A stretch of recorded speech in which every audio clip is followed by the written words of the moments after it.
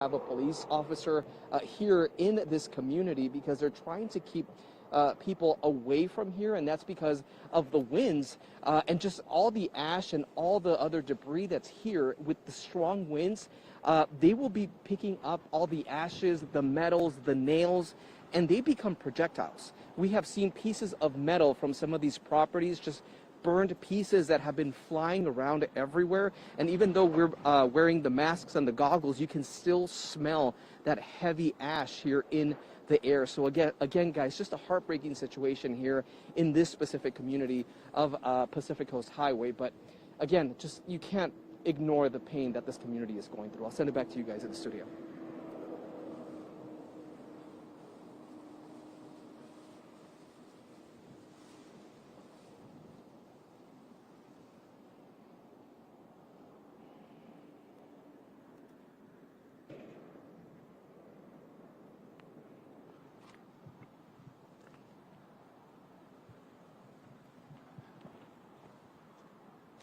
Yes, I can hear you.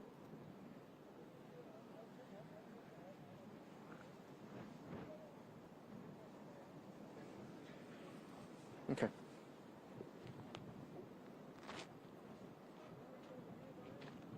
Okay.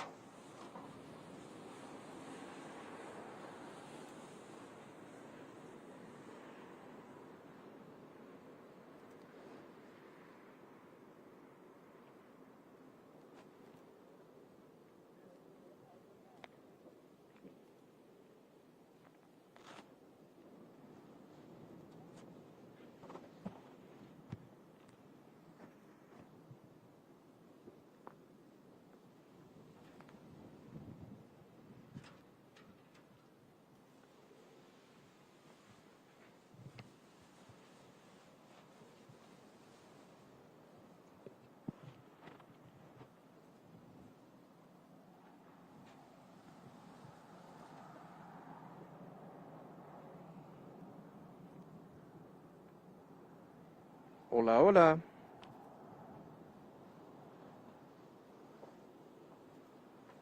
Okay. Ready?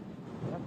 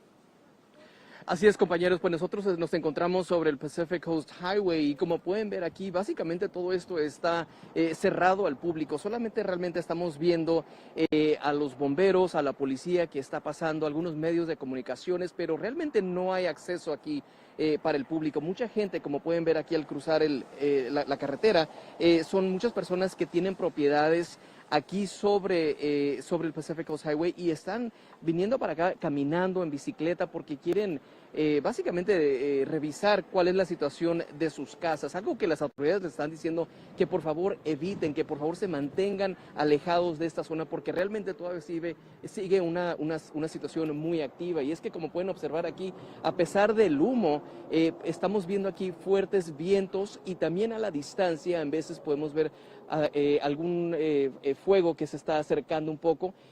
Tenemos unos compañeros que nos acaban de confirmar que hay unas casas simplemente al otro lado de el cerro que tienen aquí en su pantalla que se estaban quemando y eso es lo que está generando el humo que se está llegando básicamente para la zona donde estamos nosotros. Pero la zona donde estamos aquí, esta comunidad, como pueden observar, todo quedó destrozado. Este es un parque de casas móviles conocido como Palisades Bowl. Y aquí les cuento que esta es una pequeña comunidad que realmente ninguna casa quedó a salvo de este fuego. Todo quedó en cenizas. Estuvimos hablando con diferentes familias esta mañana y nos dicen que ellos tenían algún tipo de esperanza de llegar y encontrar sus casas todavía aquí, pero desafortunadamente esa no fue la situación para nadie aquí. La verdad, lo único que nos dijeron fue que ellos vivieron tremenda pesadilla las últimas 24 horas cuando fueron desalojados aquí de sus casas. Lograron salir sin ningún tipo de heridas, pero desafortunadamente sus casas, sus pertenencias, sus carros, todo quedó destrozado. Como pueden ver, todo. Realmente es muy difícil ver dónde empezaba y dónde terminaba cada casa. Lo que sí podemos ver son que algunas de las tuberías todavía siguen con el agua. Podemos ver algunos pedazos con fuego en la distancia, pero aparte de eso es muy difícil saber dónde empieza y dónde termina cada propiedad. Y es muy difícil eso, aparte de ver, o sea, la destrucción, es un dolor muy grande porque estamos viendo aquí donde la gente pues realmente pasó muchos años con sus familias haciendo recuerdos. Una familia nos dice que ellos duraron aquí casi 3 décadas y realmente se vinieron a vivir aquí porque dicen que esto era lo mejor para ellos, esto era su paraíso, porque a pesar de que están aquí sobre Pacific Coast Highway, la vista que tenían es una vista increíble al mar y ahora realmente todo esto quedó eliminado. Una familia nos dice que realmente no saben cuál será el próximo paso, pero están agradecidos de que ellos están bien, están a salvo y ahora pues empieza ese camino largo de reconstruir sus vidas, hacer esas llamadas para ver cómo es que van a agarrar esa ayuda para otra vez volver a hacer sus casas. Entonces ahorita es un sentimiento muy grande lo que las familias, lo que esta comunidad está sintiendo, pero todavía no hemos llegado al fin de este incendio porque como pueden observar todavía sigue saliendo el humo, todavía hay fuego aquí en esta zona. Las autoridades nuevamente, como les estaba comentando, les están pidiendo al público que se alejen, que no regresen aquí porque todavía hay mucho peligro a pesar de que el fuego ya no hay fuego aquí en esta zona. El humo, les puedo contar, es un humo muy pesado y no solamente la ceniza, pero son diferentes olores que estamos oliendo por toda la tubería, los diferentes químicos que hay por aquí. Es algo que es muy peligroso porque no lo puedes sentir ahorita, pero a largo plazo es cuando empiezan todos los dolores y los problemas de salud. Así que una situación muy triste aquí en esta área de Pacific Palisades, pero por lo pronto regreso con ustedes, compañeros, al estudio.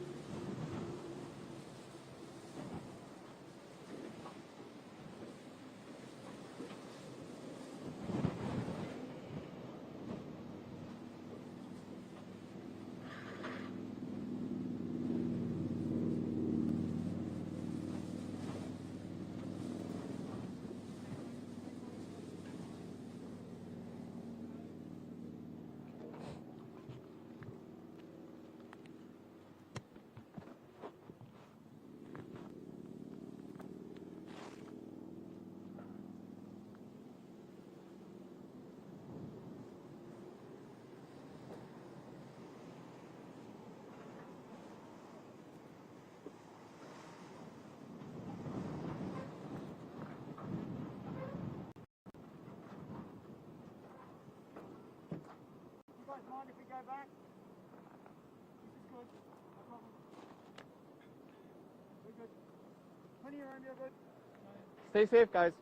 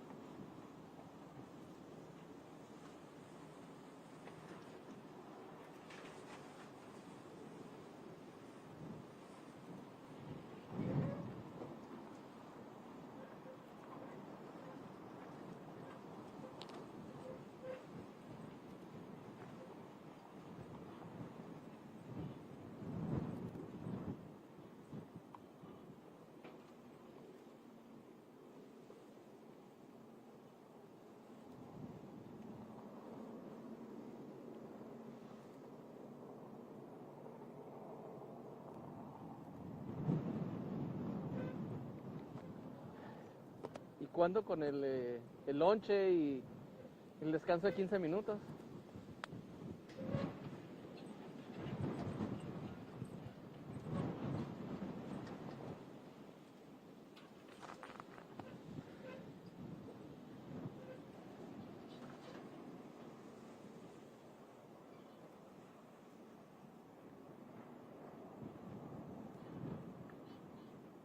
Yo siento como que ya le dimos todo lo que dimos aquí. Si nos vamos a otro lugar, ¿cómo la ves? ¿Ah? Si nos vamos a otro lugar. Va a ser lo mismo. A mí la onda es que alguien viniera. A mí hablas con él. ¿Dónde está una señora? Vamos allá, a ver si...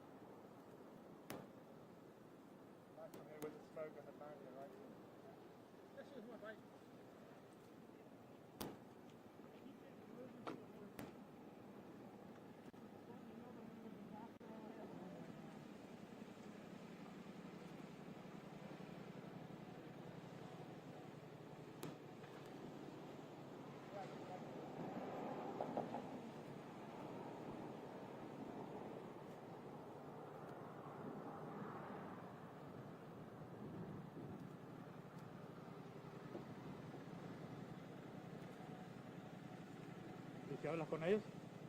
¿Con quién? ¿Los bomberos? Ya, déjame a ver si... Tal vez quieran, ¿no? Déjame hablar con Que él. sea grabado.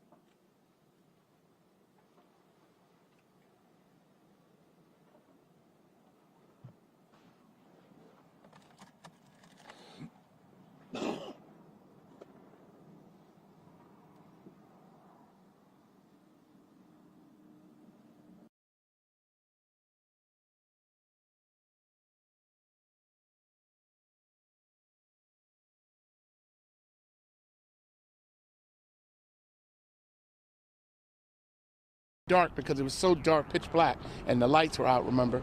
So the embers are traveling along the grounds. And as you see these little black things, you would have less embers than that.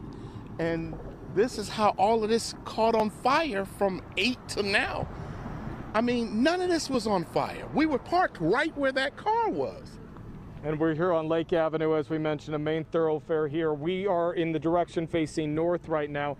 Describe for me what we're looking at in flames. Well, you're looking at a small-time community. small-time community where most of the people come down. They retreat to here. You have the post office, which is on fire. You have the Aldi's, which is on fire. The grocery outlet, which is on fire. The neighborhood restaurant, which is on fire. The Thai restaurant, which is on fire. The bar, which is like the staple of the community, which has burned down. That was a pet store, thrift stores. I mean, everything is gone, and you just can't believe that from 8 until now that all of this damage has happened. And then as you're driving through the community, it's the same thing. I'm saying 70% of the business is gone, 30% of the houses for sure gone, and it may be closer to 50%, but I tend to want to err on the side of, being cautious, I think. And as we look at this live picture right here, you'll notice that you don't see any firefighters in the screen. I talked to one of them a minute ago. I had a neighbor come up to me and say that, where are they? Where are these firefighters? They told me these embers are flying. They are just stretched too thin. Is that what you're seeing too? Yeah, because this morning you'll see 15 fire trucks shooting all up. They're all coming in the line. And you saw them in different places. But the problem is, it's everywhere. It's nothing they can do. All they can do really is get the people out. And that's what I was told, that they're just getting the people out, trying to make sure that, any major break, like they warned us about the Chevron station, saying that it's going to blow. They say make sure you're half a mile away from that Chevron gas station. You can't even see it, but we're actually about 4 blocks away from the Chevron station, and you can't see it for the smoke. But it's right there where that light is, that second police, the rotating light is right there. Very lastly, what is your next step for you and for this community? Well, we went and rented a hotel room, and you know what? I think most people are kind of in this shock, but accepting kind of shock, where you're in shock, you've accepted it, you understand, and just happy to be alive. It was really something, because animals will let you know everything. And we had the dogs in the car, and the dogs, they were acting kind of skittish, so they knew that this was really big. It's amazing how much wiser the animals are than we are. I'm sorry for what's happened to you and your family and your community here in Altadena. We thank you for your time. Hey, you be blessed. That was Kraft, whose home burned in the fire, but you're looking at Lake Avenue, and you saw in both directions, flames are here. We've got a crew now that's putting some water on it, but frankly, the flames are too much. I want to make one final note. When talking with that firefighter, he said the other problem is the hydrants aren't working well. He said we're getting such low water pressure, and you can kind of see it right there. They're getting such low water pressure that it's making it even more difficult to fight. So they have been facing challenges through the night, in addition to the challenges brought by Mother Nature. So just a devastating scene here in Altadena. We'll send it back to you. Yeah, Alex, thank you so much. Alex Rozier there reporting live covering the Eaton fire forest that has scorched more than 10,000 plus acres. We now want to get to NBC4's Conan Nolan joining us live in Altadena, where 2 homes are burning there. Conan. Right. Well, we are up now from where we were earlier. We're at Alameda and Santa Rosa. There are multiple homes on fire here. We are west of where Alex was reporting on Lake Boulevard, where there is the commercial district. This is, of course, residential. In the distance, there's one home. We can zoom into that.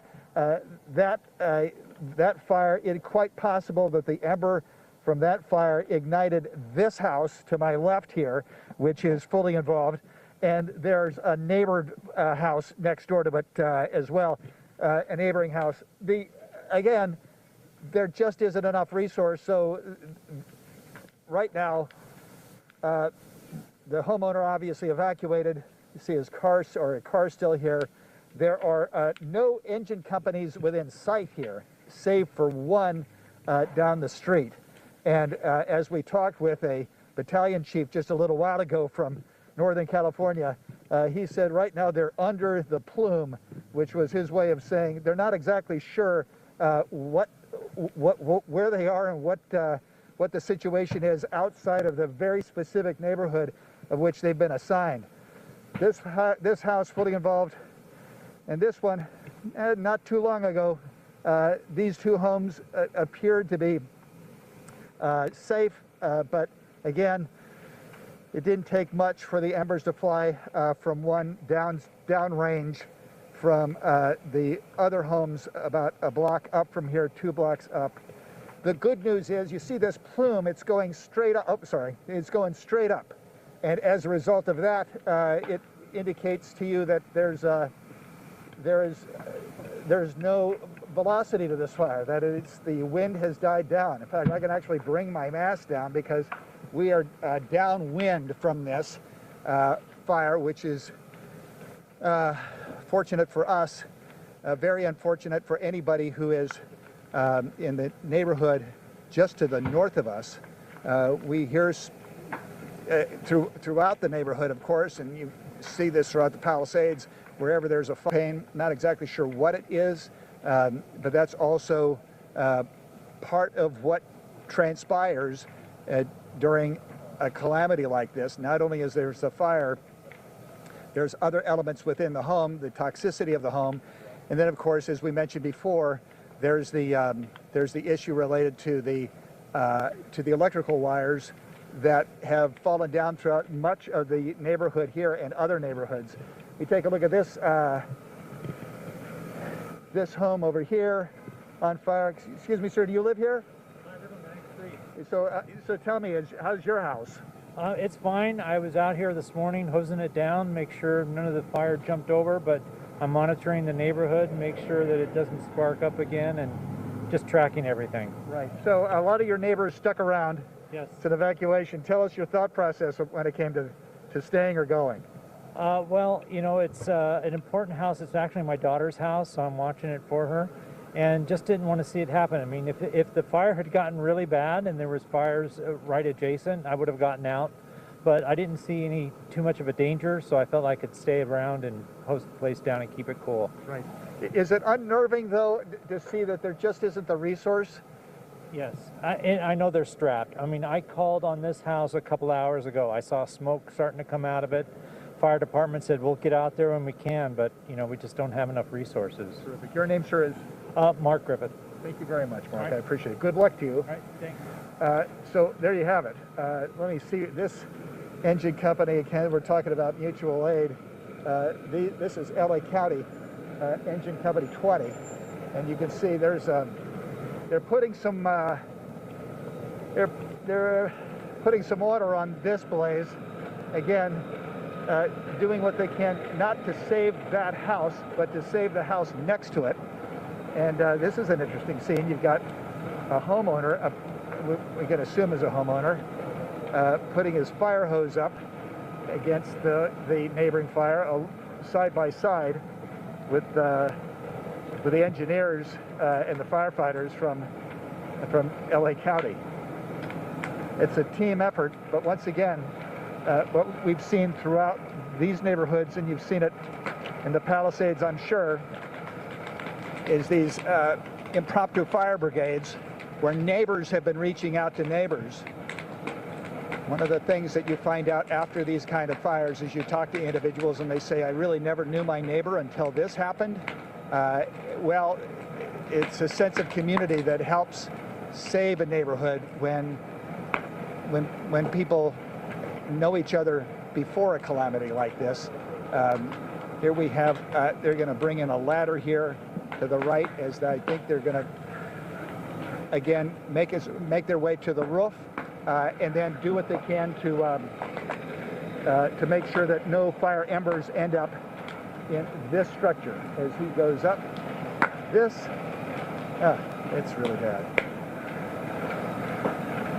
Anyhow, yes, I don't know what the exact number is on the number of homes going sort of straight up, which is better. It's not consuming us, and the wind has died down, which gives them a fighting chance. Just because it's,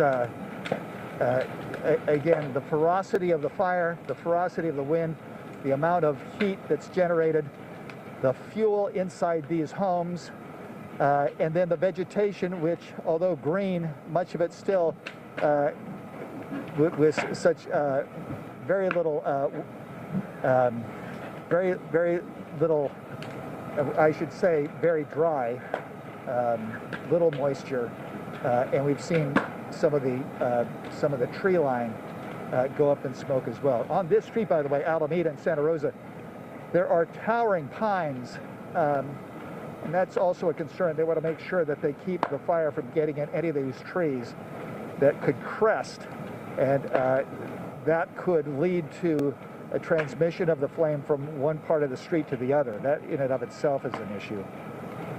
But once again, this is Alameda at Santa Rosa, LA County Fire Department, engine 20 on scene.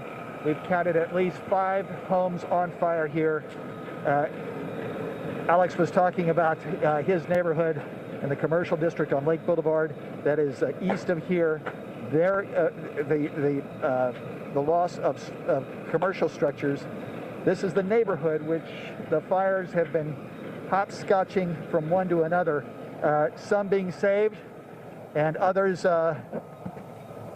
not so much. Again, it's all about timing, whether or not the fire reaches you by the time the winds die down. The winds have died down currently. Very good news for the homeowners here as they look warily at the firefight across the street. Back to you. Yeah, Conan, with the caveat that the winds have actually died down story in other parts of Altadena. As we give our viewers now that split screen, what you're seeing on the left-hand side of your screen is exactly where Alex Rozier was, there on Lake Boulevard. And of course, we have Conan's live shot there on the right, where at least 5 homes have burned within that neighborhood of Alameda and Santa Rosa. All right, do we want to switch now from our coverage here in Altadena and take you back up to News Shot Before live over Pacific Palisades with Julia Ding. Julia. Michael, this is eerie. This is just unnerving. Look at the water here. It's glowing orange from flames that are continuing to erupt. We're still over the Palisades fire, and it doesn't feel to me or my pilot like winds have died down here. This is just unrecognizable. I mean, this is our iconic Southern California coastline. We've actually turned on the map overlay, this map graphic in our helicopter, because you probably can't even tell what we're shooting. This is Pacific Coast Highway here that I'm zooming in on. And just like Conan was reporting on the other side of town, you know, it comes down to timing for a lot of these structures, a lot of these homes and businesses, whether they are going to be saved or not. So right now we've got a plume of smoke being blown into the camera frame, but you can just make out, I'm going to zoom in a little bit more. Again, this is Pacific Coast Highway.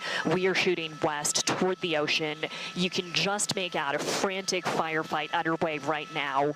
Homes up and down PCH on both sides, east and west, had been burning throughout the night, throughout today. It's completely obscured now. I'm going to pull back out with the camera and see what I can show you. But again, it does not feel like winds have died down. Winds have been kicking up flames. I'm going to move the camera east a little bit and show you where the worst of this is burning right now. We've been posted up northeast of the fire just to get out of the line of smoke, but because the winds are blowing so quickly, so erratically, so powerfully, we can smell the smoke in the helicopter. I'm starting to get this fine layer of dust on the camera controls back here. I imagine it is from this fire because we've never experienced anything quite like this before. But take a look at this. As this starts to come into view, I hope this map graphic helps you get a sense of what it is we're looking at, where we are right now. Look, this is glowing orange. We've got flare-ups over here.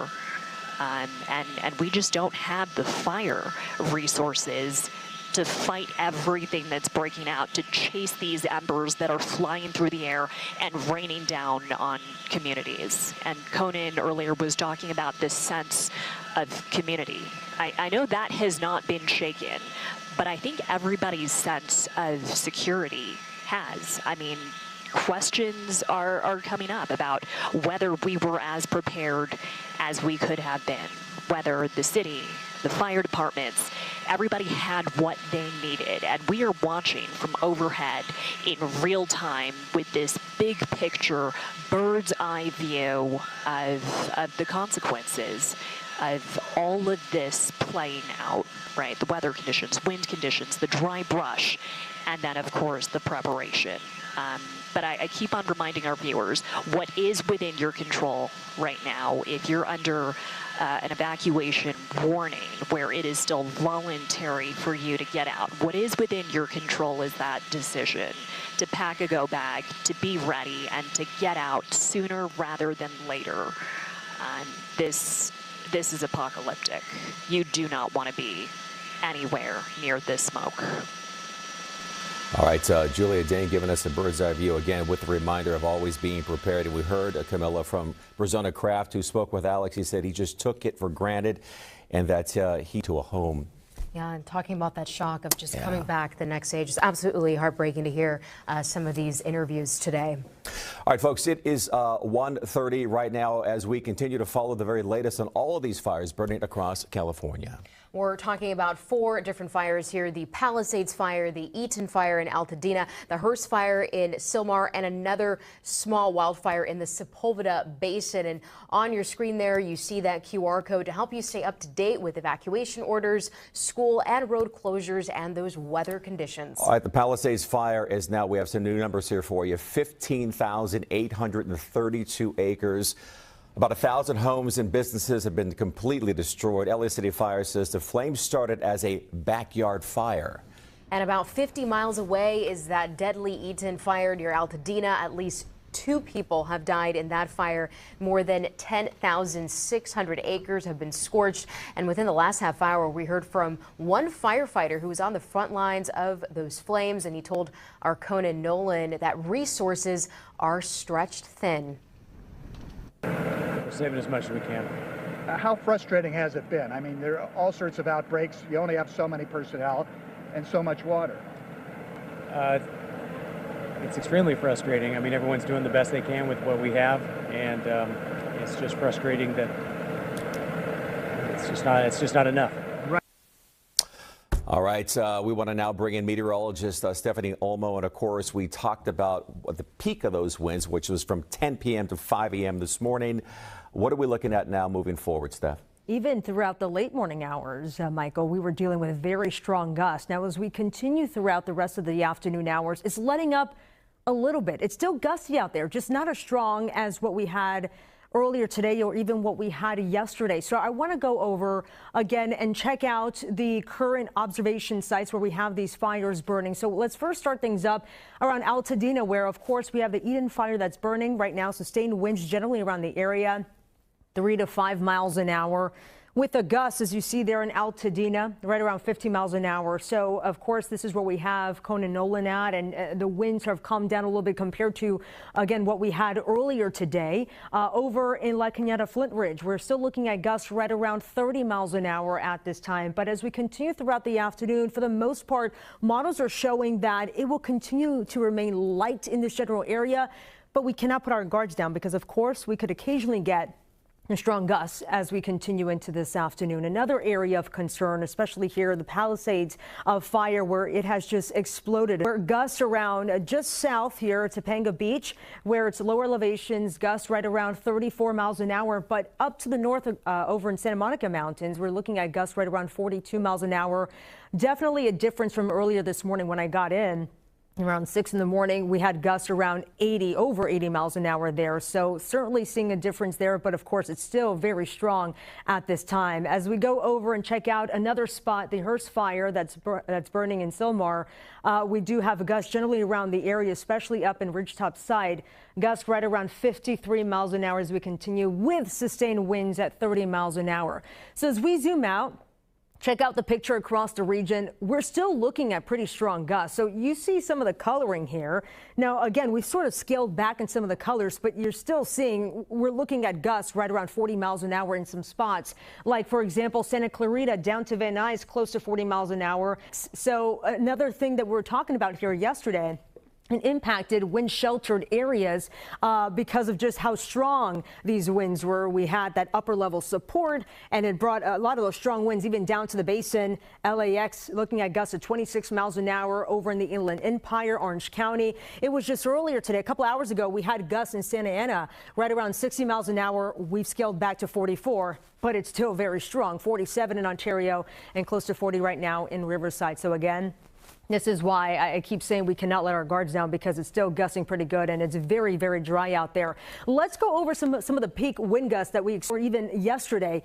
Magic Mountain Truck Trail. This is the San Gabriel Mountains, where we actually saw a peak gust of 90 miles an hour.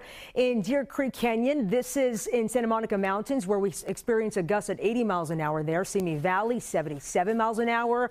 Camp 9, also in the San Gabriel Mountains, 75-mile-per-hour peak gust for you. And lastly, around Van Nuys, we saw a peak gust of 67 miles an hour earlier today. So we've been talking about how dry conditions are, and they will remain that way as we continue throughout the day. So as we go over the humidity futurecast, and you see some of the percentages here down into the single digits, down into the teens.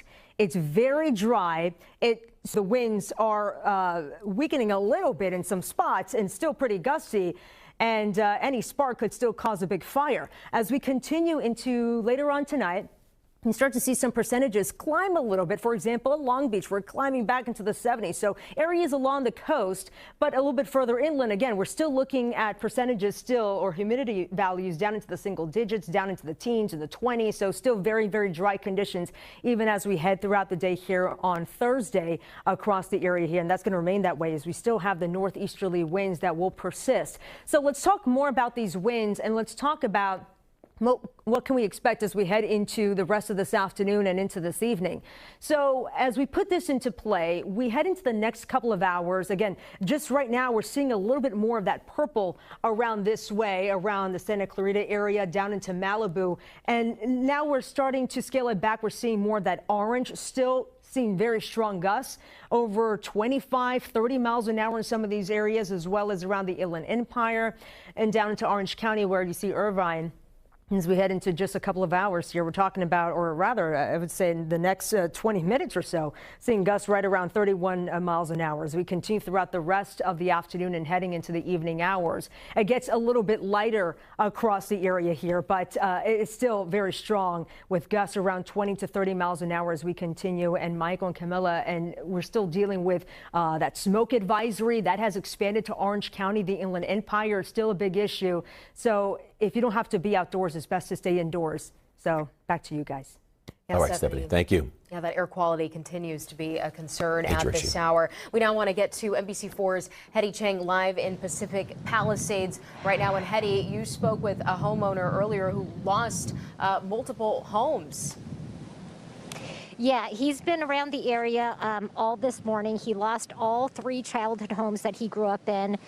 He lost his elementary school, which is down the street, his high school, and he's been touring the area just to check on his friends' homes. Those 2 have all been lost. We're here at the Village, and this is where a lot of the businesses that people visit all the time to have Sunday brunch, you know, the Bank of America, the clothing store. And we've been talking with folks like Ron Durham, and you have been a resident here for 6 years. You decided to just start walking and to check on your home. Yeah. Do you know what the status is? I don't. I've checked maps, and the maps say that all the area around my home has burned, but I don't have any indication of that exact street and the location and everything. So I just decided I got to go. You know, we packed out. Yesterday, my wife went around like 11 o'clock and picked up the kids at the Waldorf school, and excuse me here, and then I stayed and packed up as many things as I could and got on the road. There was tons of traffic, and you can well imagine it's just been kind of crazy. How does it feel not knowing whether your home is still standing or not? I don't know. It's otherworldly. I can't even explain it. It's just, yeah, it's like, you know, I want to be able to have a home to go home to, but and I want some confirmation. So the only way I could do it was to park my car in Santa Monica and start hoofing it, and got this far, and it's a pretty dismal scene. It's apocalyptic in so many ways. Apocalyptic is a term that we've used, we've heard a lot lately as we're talking with folks. Can you just kind of describe this area that we are at, and whether these are places that you visit to do business? You go to the bank. Well, Erewhon, like everybody buys food at Erewhon. This was the Starbucks. A friend was going to open up a shop.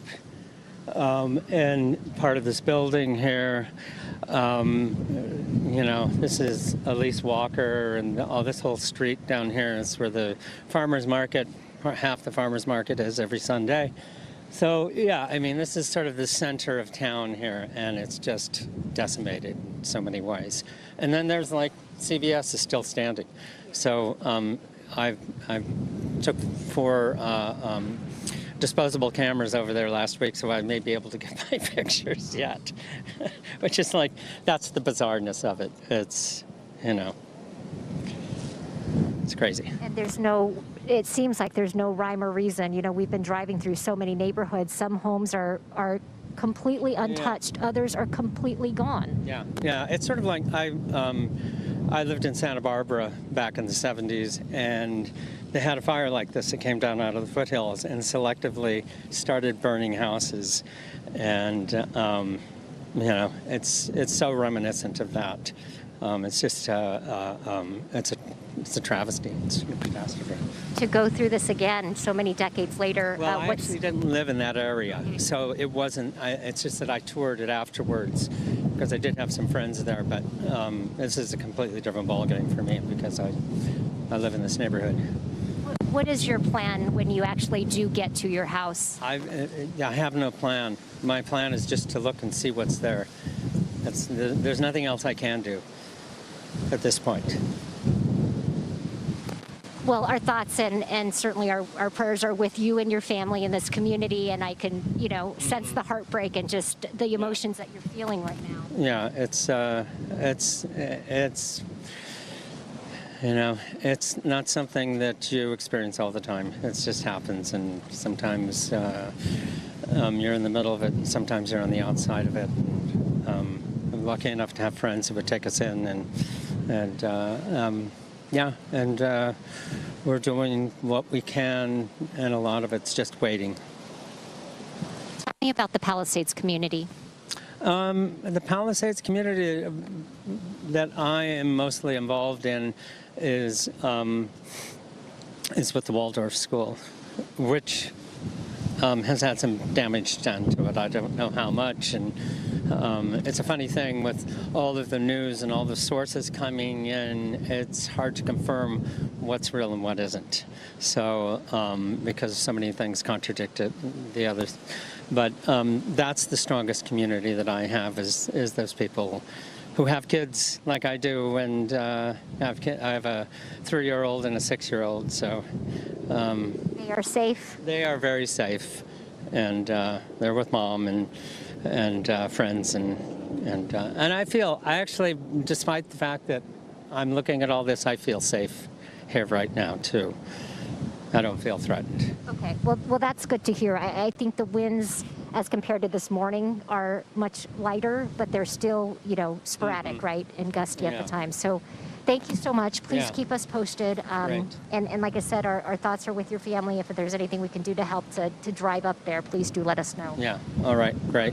Thank you so much. Thank you. You guys have a card or something I can take with me? Yeah, let me just wrap up with this live shot, and then I'll get it to you. But again, Michael and Camila, you heard from that gentleman.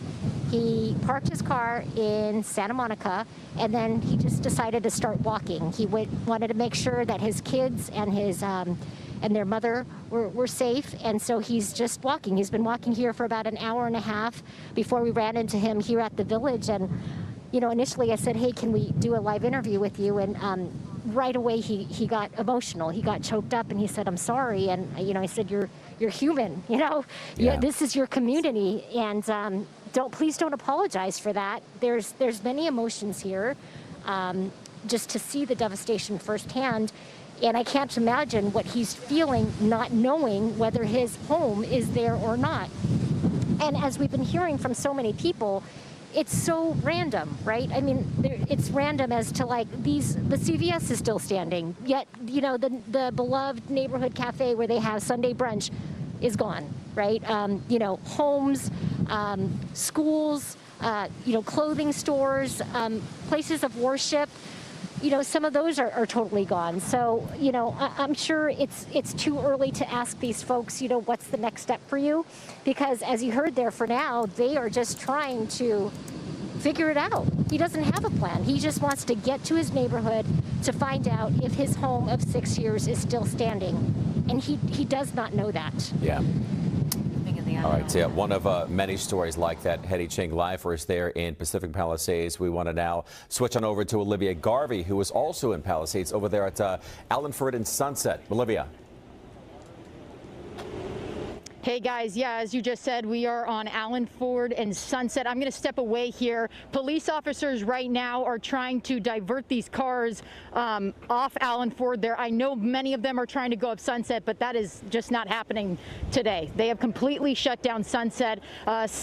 You know, it's awful, and all of these cars have come up to us because we have been up Sunset. We have been up in Pacific Palisades. Unfortunately, we cannot go live up there due to the cell signal.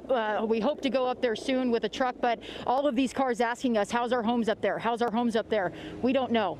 We don't know, but we know that the destruction up there is absolutely terrifying. I talked to one man who was trying to save so many homes up there, and he tells me it's a war zone, and that's exactly what it looked like. We walked around a home where the car was burned. The only thing that was standing was the fireplace. The sewage up there, or the water, is now going to higher levels. The plumbing is just going to higher levels now. I have video of that. I'm not sure if they can show you that right now. It is just so disastrous up in the Pacific Palisades. The winds aren't that bad right here, but if you go up Sunset, if you go up West Sunset, it's moving. I had trouble standing still. It was horrific, and I can't say this enough. It is a war zone. We did go up to where the Gelson's is. It is no longer there. It is completely destroyed. You know, a supermarket that people go to every day can no longer go because it has been burned to the ground. I posted that on social media just moments ago, and people saying, that was my grocery store, that was my grocery store. It's so emotional. You know, I grew up here, and to see the extent of this, you know, us SoCal kids understand fires. We've lived through it, but this is nothing like anyone has seen, and I've heard that multiple times. Not a lot of cars can go up West Sunset. Like I said, they've completely shut it down, but I also did run into Mayor Karen Bass and Governor Gavin Newsom. I did not speak with them, but we were very, very close. Scott Weber and I got very close, and we could hear what CAL FIRE was trying to tell them, and he said, Karen, I have not seen anything like this in my 20 years, and that hit hard for everyone standing around. You can only imagine what those firefighters have gone through, and for them to say that is absolutely horrific and scary, guys. Livia, you're talking about your roots and your links there to the Pacific Palisades area, and Hetty down in the village has just rattled off a number of stores and locations, some really beloved locations that are no longer there. How does that hit you? It's emotional. Like I said, I grew up here. I grew up in the Pacific Palisades till I was, 7 or 8, and it's such a incredible community. I mean, there are so many homes up there destroyed that have been there for years and years and years. And when I talked to that man who explained this as a war zone, he and his family have been here forever. And all the memories in those homes. Rick Caruso on our station last night telling us about his daughter. His daughter lost his home. Well, he has a home here as well, and that's where his family grew up. And that is with so many families. They raise their kids in these homes, and now they're completely destroyed. The memories stay, but the home is now burned to ash, and that is just so hard to hear. And Olivia, have you been getting a sense of some of the homeowners there? I was on Sunset Boulevard yesterday in that gridlock, and a lot of homeowners decided to stay behind to try to fend off these flames from their home. Have you been getting that sense there as well from where you are? Yes, you know what, when we go up West Sunset, and we will in a little bit, we're going to try to get back up there and go live. Like I said, the signal up there is awful right now, but we did just see that one man, and we didn't really see a lot of other people. I also want to explain this as well. We were on a street off West Sunset up in the Pacific Palisades, and a tree had fallen onto the road, and there's no getting in and out of that road now. It is completely blocked. I'm sure they can show you shortly, but I talked to one of the CAL FIRE guys there, and he said this tree falling is a blessing in disguise, because you have to remember there are people trying to get their cars up there, and guys on bicycles trying to get into the homes that are still standing. And that is what he said to me. He said right now excuse me? All right, guys, we're going to send it back to you. Okay, we'll check back in with you here in just a bit, Olivia. We want to now send that on over to NBC4's Alex Rozier. Again, still live for us there in Altadena, where a grocery store is on fire right there behind you, Alex. Yeah, Michael, we've been watching this. You know, an hour ago we came to you live. We were walking right next to the grocery store, and now it is completely up in flames behind me. This is an Aldi. Right next to it is a Dollar King, and that's at Calaveras and Lake Avenue, where we're looking here directly to the south. Right next to the Aldi is Elliott Arts Magnet Middle School, which also caught fire earlier this morning, and now we're seeing it across the street at the grocery store. We're seeing some folks here that are making their way up on Lake Avenue right here, but this is a busy thoroughfare. You can see the big flames, but also look at the sky and the black smoke, Tommy, if we can pan up, and you can see some of these embers that are coming down here. And when I talked to the fire crews out here today, they told me that's the biggest problem, is that these embers are starting all these other fires. And that's why we've had so many different ones in this community. This has hit businesses, it has hit homes, schools, just about everything here. And I'll show all the way up Lake Avenue, which is normally a busy street here. I will say, in the last 30 minutes, if you look far down in that direction, you can see a number of fire crews, which is something that we had not seen for a long time here. Frankly, they are just stretched so thin with the fires that are burning across Southern California right now. But in the last half hour, it seems as though a number of them have been redirected to Altadena. But let's bring you back over here at what we're talking about right now. Again, this is the Aldi and the Dollar King. This, in the last few minutes, has gone up in flames in a very big way. Look across the street, grocery outlet, it has not yet been touched. But I want to show you one other thing that really kind of caught my attention today, and that's this sign. It says, "Greetings from Altadena," in the heart of Lake Avenue. Many of the businesses on fire, and this is what Altadena looks like today. Michael, we'll send it back into you. Alex, if you can here for a second, because I think it's important to point out, we've heard from a number of people, at least during our coverage, my coverage here that we've spoken to. They've all touched on the fact that resources are stretched thin.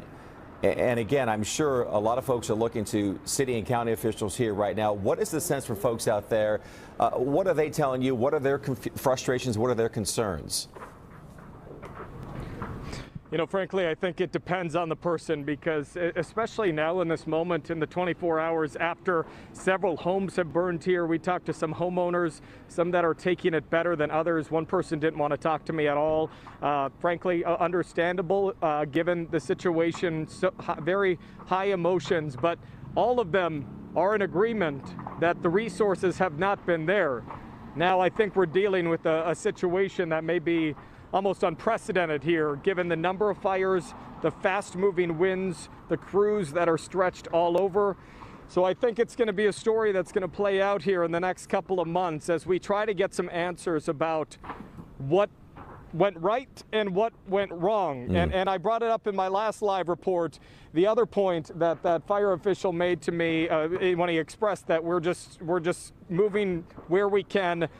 There's one that'll pop up. They're spreading their resources. That's one point that he made to me. And then he said the hydrants aren't working either. He said we have no pressure coming from these hydrants. So I think that's going to be another story that we're going to continue to follow. But sadly, is one that continues, and the flames that shoot from Aldi and many more places here in Altadena and beyond. Okay, Alex, thank you so much for that update. Live for us in Altadena, where a school and grocery store there is now up in flames. We now want to get to NBC4's Hetty Chang joining us live again here in Pacific Palisades. And again, Hetty, you have been speaking to a number of homeowners there in that area, just awaiting on answers and truly just in the unknown right now. Yeah, Camila, this seems to be the spot where everybody is going to survey the damage. They're stopping by on their way to try to check on their homes. This is known as the Village. We're on the corner of Swarthmore and Antioch.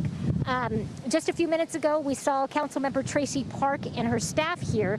And so we want to talk with you now, live, Councilmember. Just what has your day been like? You've been touring the area. Describe what you have seen in your district. The scenes around me are catastrophic. This feels apocalyptic. So much of our beloved Palisades is just gone. This is total devastation, and I am absolutely heartbroken for my community and the many, many friends that have lost their homes and belongings here in the Palisades. This is devastating.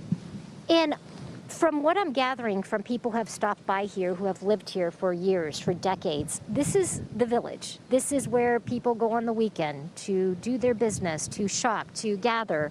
Tell me about the village and what you are seeing here.